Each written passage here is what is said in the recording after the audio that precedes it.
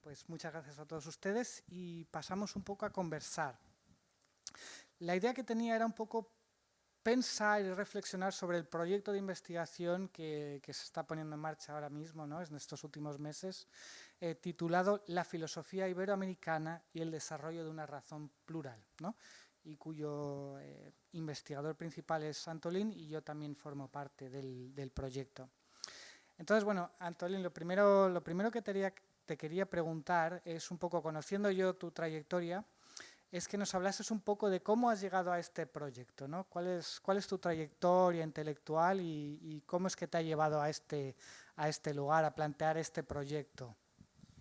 Bueno, pues muchas gracias también a todos ustedes por acompañarnos y también a esta casa, al Instituto Cervantes, y un placer y un honor. Y muchas gracias, Axel, a ti por tu iniciativa y por este conversatorio.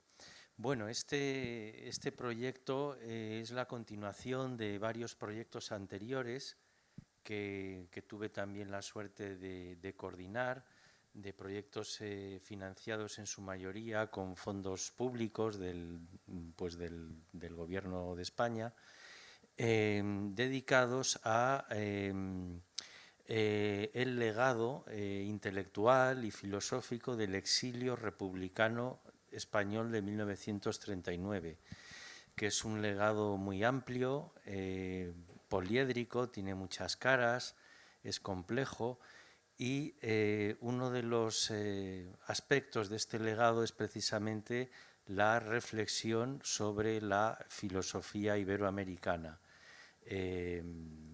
sobre sus condiciones de posibilidad, sobre su singularidad, su proyección crítica, su capacidad crítica frente a otros modelos de entender la filosofía.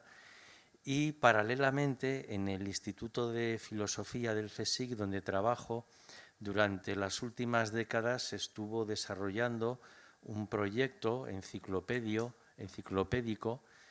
titulado Enciclopedia Iberoamericana de la Filosofía, que es un proyecto que empezó en el año 92 y terminó en 2017, con un total de 33 volúmenes. Son volúmenes colectivos donde escriben finalmente casi 500 autores de España, Portugal e Iberoamérica. Entonces, bueno, un poco por la confluencia de esos proyectos y de esta enciclopedia y de diversas actividades que se hacían en mi instituto bajo la denominación Pensar en Español, pues finalmente se ha ido consolidando, ¿no?, una línea de investigación sobre estos temas, ¿no? El pensamiento iberoamericano y sus posibilidades críticas, ¿no?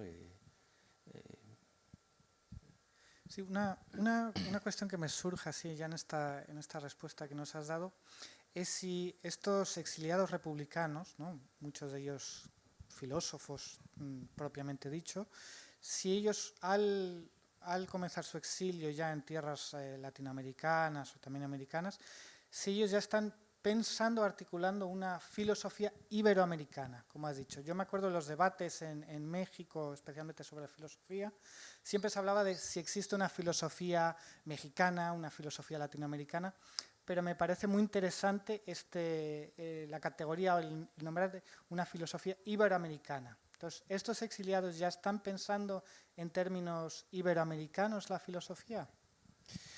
Sí, sobre todo cuando llegan al exilio, porque ya desde el siglo XVIII podemos rastrear planteamientos de filosofías iberoamericanas ligadas a los proyectos de independencias, ¿no?, de 1810.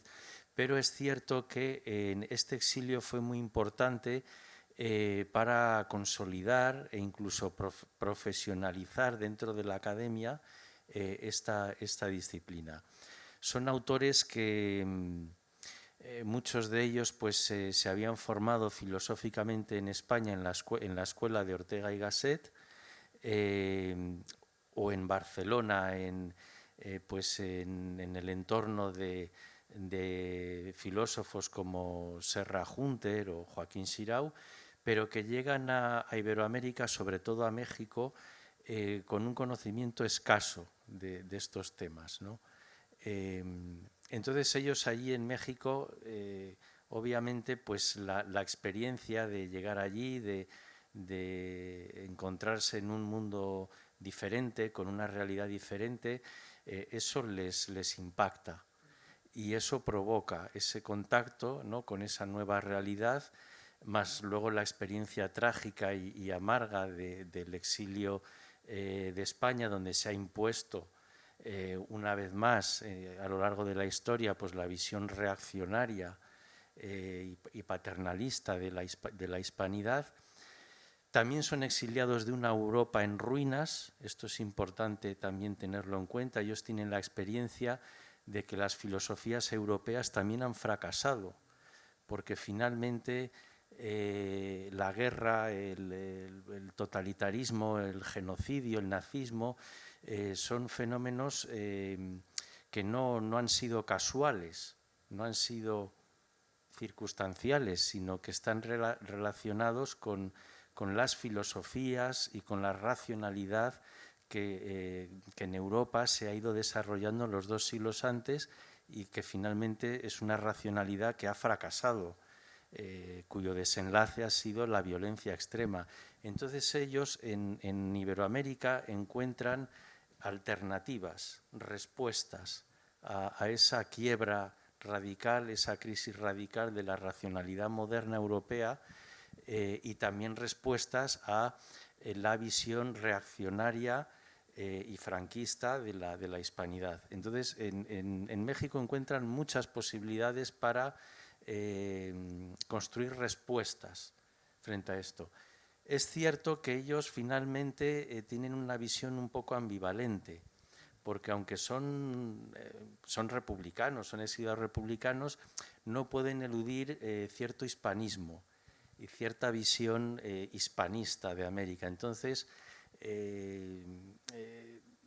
la América profunda, la América prehispánica, aborigen, es una América para la que ellos son un poco miopes. Pero, aún así, ellos en América construyen un pensamiento como respuesta y como alternativa tanto al discurso franquista reaccionario de la hispanidad como a la destrucción de Europa.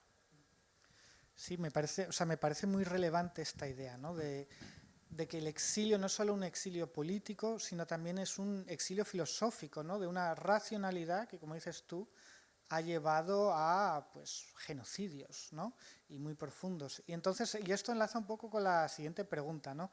Entonces, ante ese fracaso de la razón no única, utilitaria, técnica de Europa, has dicho que encuentran otras razones, ¿no? Entonces, parece ser que ese exilio también abre la puerta a pensar en plural, ¿no? Y de ahí, por eso quería hacerte una pregunta sobre exactamente qué significa esta razón plural que recoge el título del proyecto, ¿no?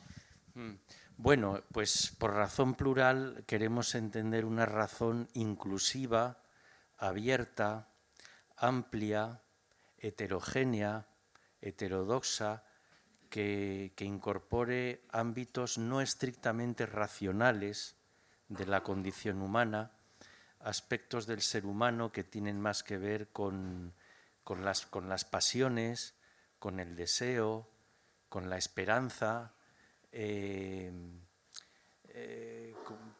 con el sentir en sentido amplio. Bueno, es una razón que en el pensamiento iberoamericano se ha planteado en numerosas ocasiones, se ha declinado muchas veces. Una de las más conocidas es la de Ortega y Gasset, cuando habla de razón vital. La razón no puede ser una razón puramente intelectual, puramente fría, como la del idealismo. Tampoco puede ser una razón puramente empírica, empirista, fáctica, positivista, porque tanto en un caso como en el otro estaríamos reduciendo la riqueza de la experiencia humana, su complejidad y su contradicción. Y por eso la razón tiene que ser vital, tiene que ser una razón al servicio de la experiencia de la vida en su inmediatez, en su experiencia cotidiana, y la referencia es la razón vital, que se suele comparar con el concepto del filósofo alemán Husserl, Lebenswelt, mundo de la vida, que quiere un poco reivindicar algo muy parecido, ¿no? Lo que es la experiencia de la vida en sentido amplio. Claro, pero hay discípulos y discípulas de Ortega que van a radicalizar la razón vital. Y el caso más extremo es María Zambrano, que va a hablar de razón poética, lo cual es contradictorio, pero es una contradicción que quiere expresar las propias contradicciones del ser humano. Una razón poética, es decir, que tenga en cuenta también pues el orden del corazón, y todos esos aspectos, esas experiencias no racionales del ser humano que, sin embargo, condicionan la razón. Todo lo que tiene que ver con, bueno, lo que acabábamos de decir, con el sentir, la angustia, el deseo, el anhelo, la pasión. En la tradición filosófica anglosajona hay un referente clásico que es la moral del sentimiento. Esto no es moral del sentimiento, aunque se podrían dialogar, ¿no? La razón poética podría dialogar con la moral del sentimiento, pero la razón poética lo que quiere expresar es no solamente sentimientos de bondad o maldad o placer o disgusto que puedan llevar a una filosofía moral, sino algo más ambicioso y también más difuso y fronterizo con la literatura. Son concepciones de la razón que a veces necesitan expresarse a través de metáforas y que son fronterizas con la literatura, ¿no? Es un terreno intermedio entre la filosofía y la literatura. Sí, a mí me llamó mucho la atención porque, claro, trabajando cuestiones de coloniales o poscoloniales, uno siempre se habla mucho en plural, ¿no? Entonces, cuando vi el título, lo primero que pensé es, ¿y por qué no razones plurales? ¿No? ¿Por qué no pensar esa heterogeneidad, ¿no? Y ampliarla? Pero parece ser que es lo que, es lo que estás comentando, que ya en la formulación de razón plural ya hay una contradicción implícita, ¿no? ¿Cómo puede ser una razón que es única, que es en singular, concebida como plural, ¿no? ¿Por qué no razones en plural, ¿no? Y vendría a ver con esa contradicción de centro, ¿no? Ya en el término mismo. Sí, es una pluralidad de razones singulares, ¿no? Podríamos jugar un poco con las palabras, una razón plural o una pluralidad de razones singulares. Sí. Que eso en el fondo remite a la cuestión de colonial del pluriverso, ¿no? Un mundo en el que caben muchos otros mundos, ¿no? Una razón plural que, aunque es única, incorpora muchos otros tipos de razones. Sí, sí, sí. La idea básica es esa y con una intención crítica, porque esta razón tiene también la vocación de desmitificar el falso universalismo del que siempre ha hecho gala, que siempre ha querido exhibir el racionalismo, el idealismo. La filosofía moderna podemos encontrar muchos ejemplos de construcciones supuestamente, pretendidamente universales, pero es un falso universalismo, porque es el universalismo particular del hombre europeo. Y en el caso de Hegel, el idealismo de Hegel es una de las cumbres de la racionalidad moderna. Y lo que Hegel llama Geist, el espíritu universal, que es la expresión de la universalidad, en realidad es una universalidad tan particular como la del hombre cristiano germánico, no ya europeo, cristiano y germánico. Los demás es un universalismo de segunda o tercera categoría. Entonces, una razón plural siempre va a cuestionar, a desmitificar, a desenmascarar esos falsos universalismos que además son el núcleo de cualquier proyecto colonizador. Totalmente, sí. O sea, yo lo comentaba con unos colegas hace unas semanas, ¿no? Como la categoría de imperio ya supone una unicidad en razón, en lengua, ¿no? El imperio se expande estableciendo una única cultura, lenguaje, racionalidad. Y pensar en plural es imposible desde el imperio, ¿no? Entonces esto para mí, vamos, me resulta fascinante porque parece ser entonces que estos pensadores exiliados que conllevan esa ambivalencia, ¿no?, de estar entre dos mundos, ¿no?, venir de España exiliados y transterrarse o exiliarse al mundo latinoamericano sin por ello dejar atrás ese otro mundo del que vienen, ¿no? Entonces parece que está en una condición ambivalente. Y esa condición ambivalente forja estos conceptos, que en el fondo son conceptos puente o ambivalentes, ¿no?, entre dos lados. Sí, sí, justo. Tienen esa ambivalencia, se han formado en las escuelas de Madrid y de Barcelona, que son escuelas europeístas, en la generación del 14, que es europeísta, en el ambiente de la institución libre de enseñanza, que es un ambiente europeísta, y en ciertos aspectos anglófilo, por cierto. Son pensadores más o menos comprometidos con el reformismo de la Segunda República, que es también muy europeísta. Entonces, claro, ellos llegan a América con ese prejuicio europeísta y eurocentrista. Y además son republicanos, pero de un antiguo imperio, ¿no? Exiliados en una antigua colonia. Es una situación, es un escenario muy bonito porque los papeles se invierten. Y bueno, hay ejemplos en la poesía del exilio donde quieren expresar esta inversión de papeles, ¿no? Los conquistadores ahora son los conquistados. El más célebre es el poema que escribe Pedro Garfias, que es uno de los grandes poetas del exilio republicano, a bordo del barco que le lleva de Francia a México, el Sinaya. Es el barco más célebre de los barcos de exiliados que fueron de Francia a México, y en este barco viajaron pues nada menos que el filósofo Adolfo Sánchez Vázquez, el poeta Pedro Garfias, el historiador Ramón, no me sale el nombre, bueno, ya me saldrá. Bueno, fueron varios actores, ¿no?, y protagonistas de lo que iba a ser el exilio.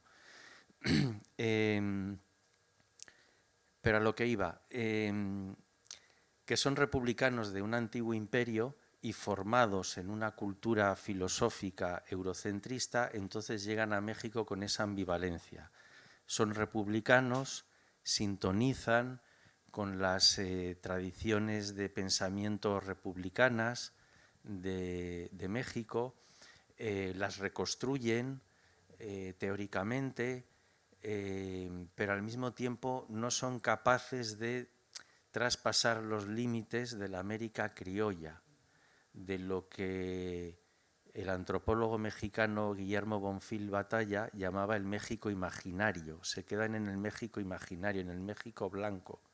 El México real y profundo, salvo excepciones que las hay, no llegan a contactar realmente con él. Entonces, por eso están en esa ambivalencia, y lo que es muy interesante es que estos académicos del exilio republicano en México y en otros países de América Latina, sobre todo México porque fue el principal receptor, pero no el único, van a tener discípulos mexicanos y latinoamericanos que van a proseguir, que van a desarrollar esa pista en un sentido ya abiertamente decolonial o anticolonialista, latinoamericanista, etcétera. Sí, yo creo, bueno, uno de los más célebres, ¿no?, es José Gauss, que se exilia y crea toda una escuela de pensadores latinoamericanos que ciertamente, o sea, se vuelcan en la pregunta de la posibilidad de un pensamiento latinoamericano, ¿no?, frente a este pensamiento europeo, ¿no?, especialmente. Cabe decir que la filosofía es muy eurocéntrica, ¿no?, y hasta helenocéntrica. Y claro, es este legado del exilio, especialmente en Gauss, donde sus discípulos comienzan a pensar si existe realmente un pensar latinoamericano, ¿no?, que es profundamente decolonial, y eso está ocurriendo en las décadas, o sea, las décadas de los 40, 50, 60, con este legado, ¿no? Yo estoy pensando, por ejemplo, en Leopoldo Cea, ¿no?, el mexicano, que lanza este llamamiento a si existe o no un pensamiento latinoamericano, ¿no?, sí o no, esas disyuntivas que son profundamente decoloniales, y que es muy curioso que es este legado exiliado español que de alguna manera asienta las bases para este pensamiento crítico, ¿no? Bueno, yo ahora te quería preguntar, entonces ya te he preguntado un poco por la razón plural, que me parece interesantísima. Y ahora te voy a preguntar por un poco la categoría de Iberoamérica, ¿no? En departamentos de lenguas modernas, tanto en Inglaterra como en Norteamérica, siempre se habla de hispánico, ¿no?, o latinoamericano. Y rara vez nos encontramos con el concepto de iberoamericano, ¿no? Yo me acuerdo cuando fui a Canadá y hablaba de lo iberoamericano, pues todos los latinoamericanistas me miraban como si estuviese loco, ¿no? Entonces te quería preguntar un poco por el alcance de ese concepto iberoamericano. Bueno, en la península ibérica es un término habitual, pero no solamente para la filosofía, para la cultura en general, incluso para la política. Las cumbres de presidentes de Estados-nación son cumbres iberoamericanas.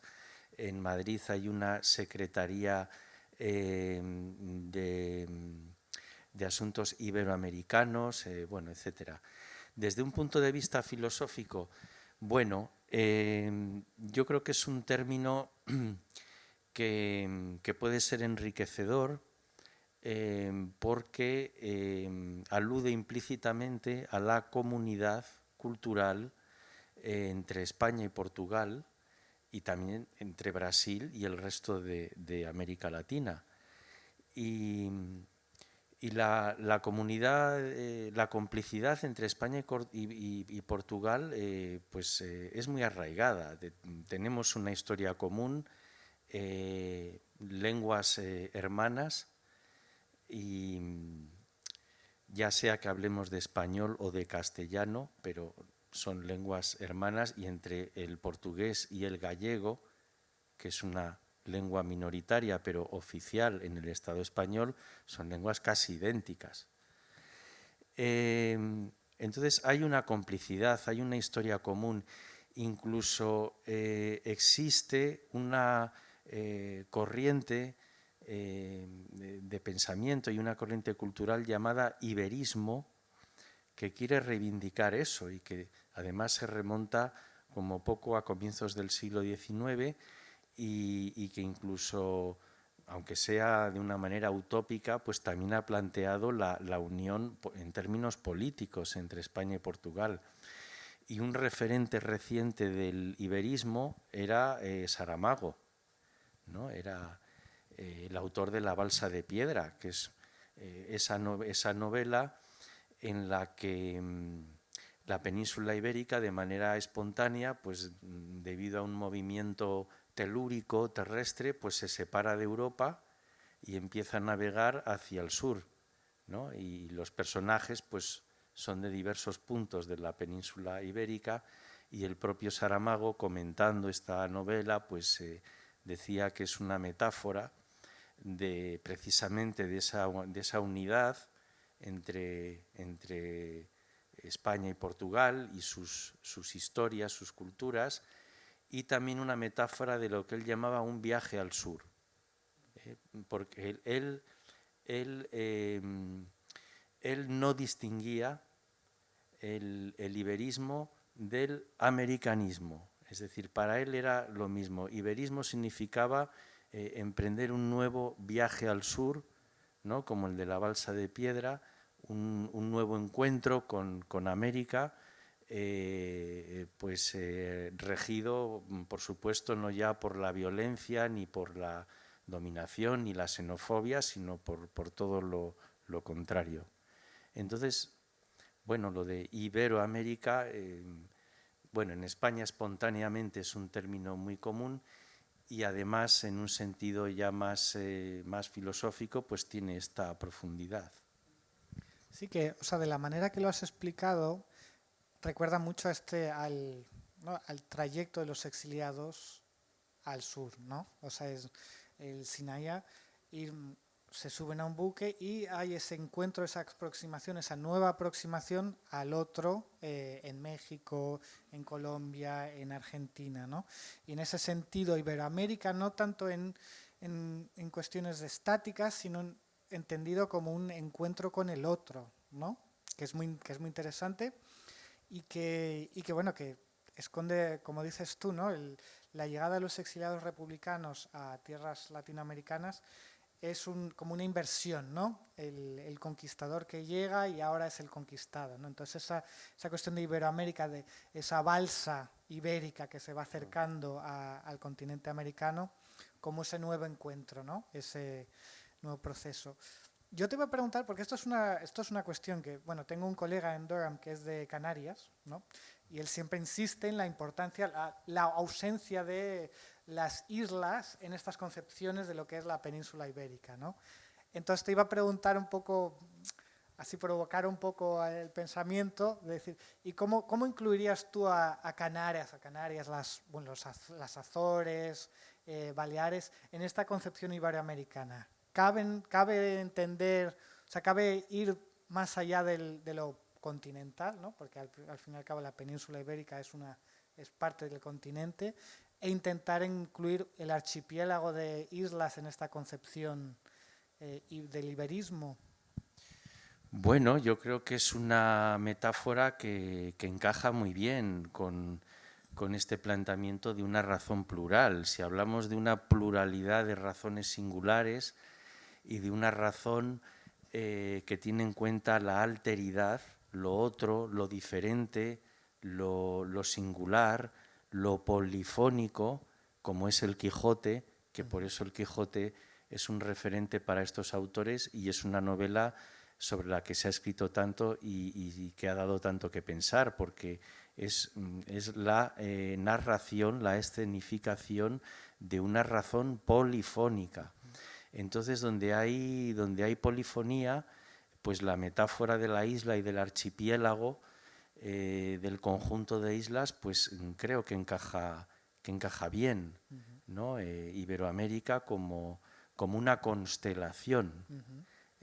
Yo creo que, y bueno, María Zambrano desarrolló mucho la metáfora de la insularidad de la isla, sobre todo a raíz de sus exilios entre Cuba y Puerto Rico. Ella le daba también un sentido místico, trascendente, que bueno, nos desviaría un poco del tema, pero finalmente es significativo, ¿no? El gusto por la insularidad. Sí, Sí. sí, a mi colega yo también estoy de acuerdo con él.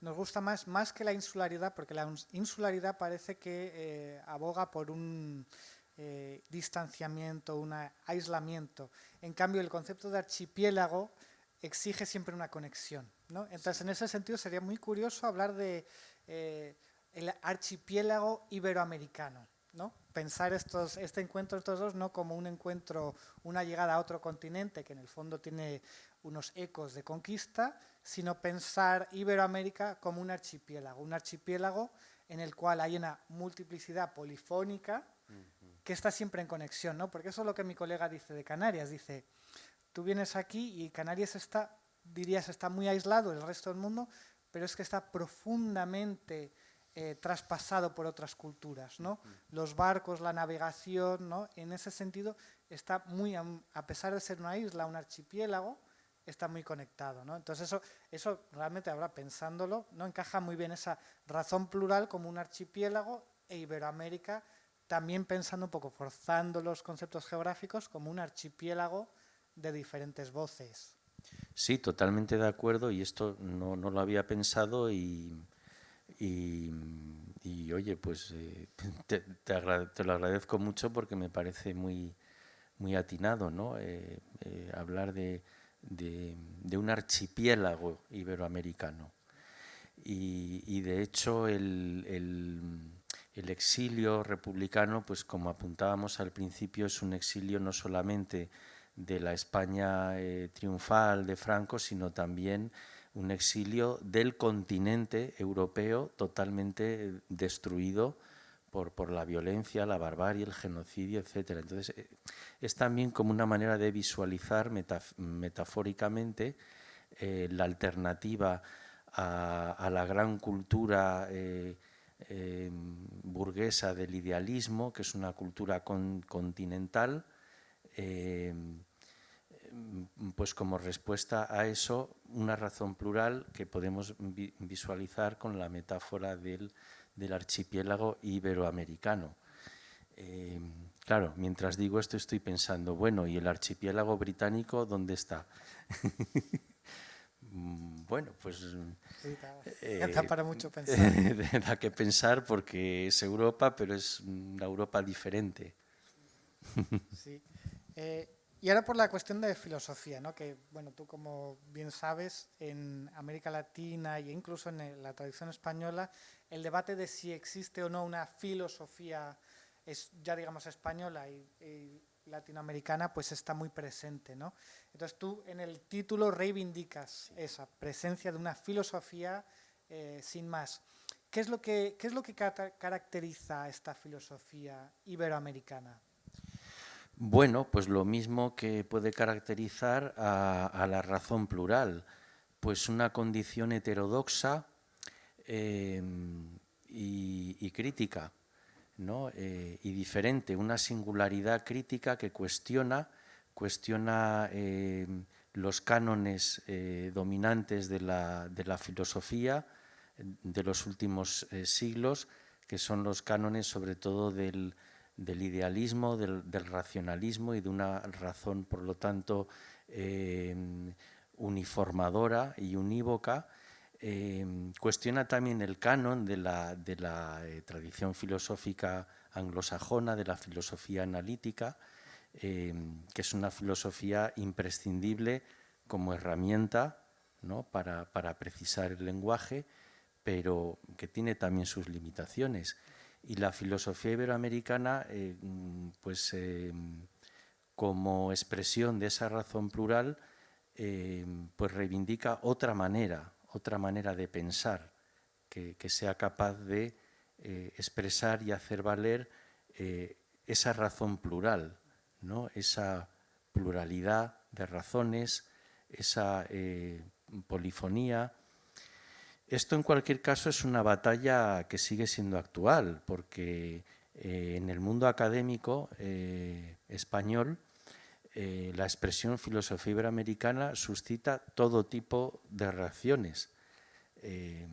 Hay muchos académicos que piensan que la filosofía iberoamericana, pues que eso no tiene consistencia, que eso es más, que es una mezcla de filosofía, de literatura, que es difusa, que es ambigua, y que la filosofía de verdad, a pesar de todo, sigue siendo la filosofía continental o la filosofía analítica, y que por lo tanto, pues los que nos dedicamos a la filosofía en España y en Iberoamérica, que en total seremos como 500 millones de hablantes solamente, pues si queremos hacer filosofía tenemos que adoptar el modo de filosofar pues de la tradición alemana o francesa o anglosajona, Otros pensamos que no, otros pensamos que estas tradiciones, por supuesto, hay que estudiarlas, hay que conocerlas, dialogar con ellas, y solo después de estudiarlas y conocerlas, reivindicar otras maneras más propias, como lo que entendemos por filosofía iberoamericana. También se suele utilizar mucho el término pensar en español, pero tiene ese matiz excluyente, ¿no?, hacia lo portugués. Entonces se suele hablar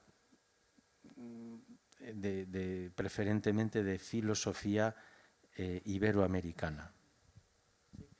Sí, es muy interesante porque, claro, cuando surgió todo el debate decolonial, ¿no?, especialmente en el mundo académico aquí en Inglaterra y en Estados Unidos, a veces costaba persuadir a los colegas de que ese debate, ¿no?, sobre la crítica a una única razón, a única manera de pensar, a abrir espacios a mundos alternativos, pues era difícil persuadir de que ese debate ya se había dado o se estaba dando hace ya mucho tiempo en el mundo hispano, latinoamericano, iberoamericano, ¿no?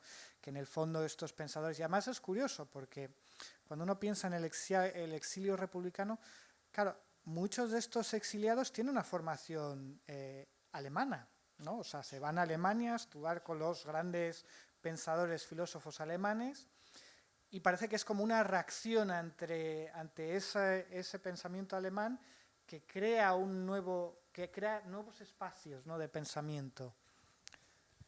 Sí, volvemos a ese puente, a esa ambivalencia, porque un filósofo como el que tú mencionaste, José Gauss, que fue el principal discípulo de Ortega y Gasset, él es uno de los grandes promotores de la filosofía mexicana en México y creó escuela de filosofía mexicana, filosofía latinoamericana, pero al mismo tiempo era un profundo conocedor de la filosofía alemana y fue el primer traductor a una lengua occidental de un libro de referencia en la filosofía del siglo XX como es Sein und Zeit, Ser y Tiempo, de Heidegger. Y tradujo muchísimo autores alemanes y divulgó mucho en México la filosofía alemana y europea contemporánea. Pero al mismo tiempo promovió la filosofía iberoamericana. Es decir, es un autor muy poliédrico y que refleja muy bien esa ambivalencia y ese puente. Y hubo también un filósofo del exilio republicano en Cuba, en Chile y finalmente en Estados Unidos, que fue Ferrater Mora, que fue un conocedor y cultivador de la filosofía analítica del lenguaje, de manera muy flexible. Sí. Y él también estaba por la labor de promover de una manera más moderada, pero él también escribía sobre filosofía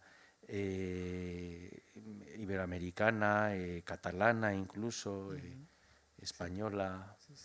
Sí, no, es muy interesante. Sobre Ferrater Mora tuve una conversación con una colega que también colabora aquí en el Instituto Cervantes, Rosy Song, que ella precisamente antes de venirse a Durham era profesora en Bryn Mawr, que había sido la universidad en Estados Unidos que había acogido a Ferrater Mora, ¿no?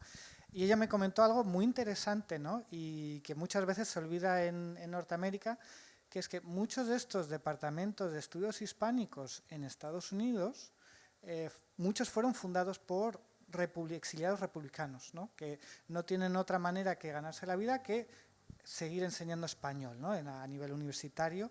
Y Ferrater Mora de alguna manera también recoge ese legado, ¿no?, de exiliados que crean una escuela, ¿no?, crean toda una constelación de estudios hispánicos al otro lado del Atlántico. Sobre la relación con el alemán, ¿no?, y eso también podemos hablar de Adolfo Sánchez Vázquez, ¿no?, que bueno, se va muy joven a México, pero es muy curioso porque él era un profundo conocedor de Marx, ¿no? Bueno, yo creo que hasta hablaba ruso, ¿no? Y él es uno de los primeros en elaborar un marxismo crítico a base de los manuscritos del joven Marx, ¿no? Los otros grandes conocedores o grandes reacciones ante los manuscritos de Marx fue la Escuela de Frankfurt en Alemania, ¿no? Entonces Sánchez Vázquez, a su manera, ya en México, está elaborando un marxismo crítico de sus lecturas en alemán de los manuscritos de Marx, ¿no? Entonces es muy curioso, ¿no? Cómo son los exiliados los que elaboran una razón crítica que reacciona, ¿no? ante sus lecturas de esa filosofía continental de cierta densidad, que es la filosofía alemana del siglo XX, ¿no? Bueno, y ahora te quería preguntar un poco más sobre el proyecto, ¿no? Entonces, está claro que ya en el título del proyecto tiene hay una cierta densidad intelectual ahí muy interesante, ¿no? Con mucho alcance. ¿Qué tenéis previsto en el proyecto así para el futuro? Bueno, como todo proyecto de investigación pues de la Agencia Española de Investigación, tenemos que cumplir diversos requisitos. Tenemos que cumplir objetivos académicos, ¿no? Científicos, especializados, a través de workshops y reuniones científicas, seminarios de investigación, con publicación de los resultados en revistas especializadas, en libros de editoriales especializadas, etcétera, pero también tiene una vertiente divulgativa comprometida con la transferencia de resultados hacia el público en general, hacia la sociedad, ¿no? En el sentido de que investigar también implica contribuir, aunque sea de manera muy, muy modesta, a transformar la sociedad en la que vives, a intervenir en ella. Entonces, bueno, tenemos toda una agenda de workshops y de publicaciones especializadas, pero también de eventos en foros más abiertos a un público amplio. Por ejemplo, por poner un ejemplo, las diversas sedes del Instituto Cervantes, que para nosotros es valiosísimo el apoyo de instituciones como esta. También intentamos organizar eventos, por ejemplo, en la Casa de América, en los Ateneos, tanto el de Madrid como el de Barcelona. En alguna ocasión, en algún proyecto anterior, también hicimos algo en el Museo Reina Sofía, pero obviamente un proyecto sobre filosofía iberoamericana tiene que tener un apoyo muy valioso en el Instituto Cervantes. Y el pasado septiembre colaboramos en un evento en la sede de Madrid, en un homenaje a Emilio Lledó, que es un filósofo español ya jubilado, que hizo entrega de parte de su archivo y su legado al Instituto Cervantes. Ahora estamos aquí. En junio vamos a colaborar en un evento sobre la recepción de la teoría crítica en América Latina en el Instituto Cervantes de Frankfurt. Y bueno, intentamos también tener alguna presencia en los medios de comunicación, en la prensa, en la radio, en la televisión, por ejemplo, a través del canal televisivo de la Universidad Nacional de Educación a Distancia. Bueno, hacemos lo posible por tener alguna presencia en debates de actualidad que implican a la sociedad, ¿no? Por ejemplo, sobre la memoria histórica, la memoria de la conquista, el tema de la decolonización, de los museos, del feminismo. Bueno, es un esfuerzo permanente y bueno, hacemos lo que podemos. Sí, no, y es muy importante porque yo en mi paso por las Américas, ¿no? siempre cuando hablo de exiliados republicanos y el exilio español, filosófico, realmente es que tiene una acogida muy fuerte. O sea, en México la acogida a José Gauss se le llama de maestro, ¿no? El maestro, por el papel y la importancia que tienen estos pensadores. Y muchas veces son mis colegas latinoamericanos, ya en Canadá o en Estados Unidos, los que me sacan los colores y me dicen, no, a ver, ¿por qué no estáis recuperando la voz de Max Aub? ¿No? Que estos exiliados hay que... Y es una labor muy importante y a veces parece ser que los que nos provocan un poco a movilizarnos son nuestros colegas del otro lado, que realmente valoran a estos pensadores que a pesar de que se fueron, que tuvieron una presencia muy importante en esa filosofía iberoamericana, ¿no?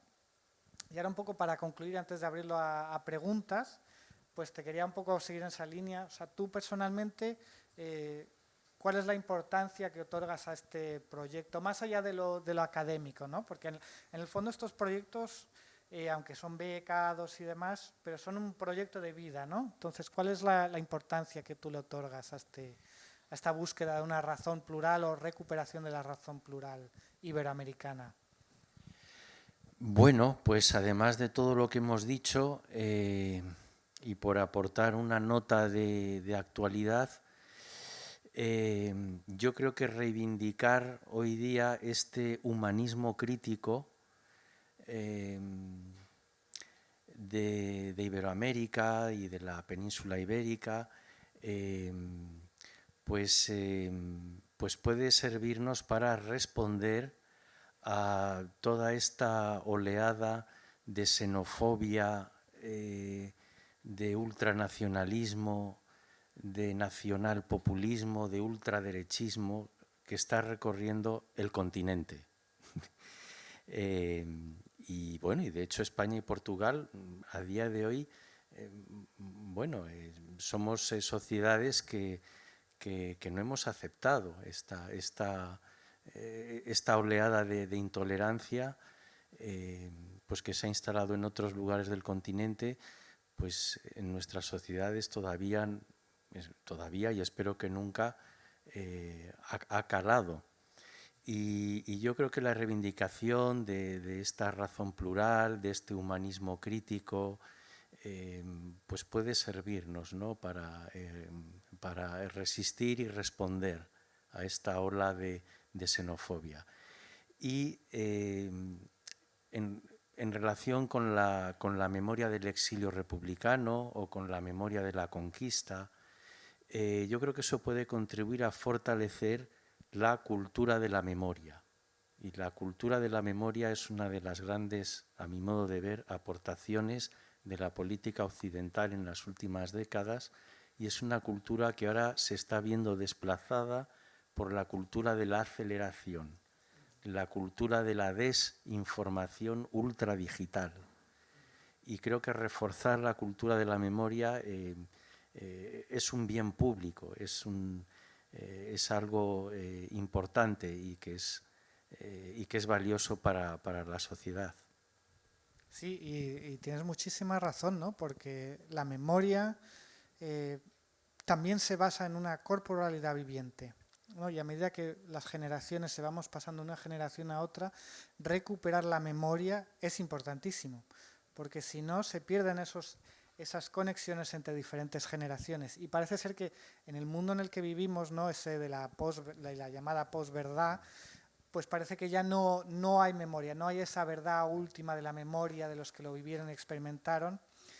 Y proyectos como estos, ¿no? Pues reivindican la memoria, ¿no? Y la memoria también, y esto lo hablo con colegas, la memoria también es como una palanca contra el imperialismo, porque recordar lo que pasó en el pasado nos hace entender el presente de una manera diferente, ¿no? No el presente como lo que siempre hubo, sino el presente como algo contingente de unas situaciones que antiguamente no se dieron, ¿no? Entonces la memoria en ese sentido tiene una capacidad crítica muy importante, ¿no?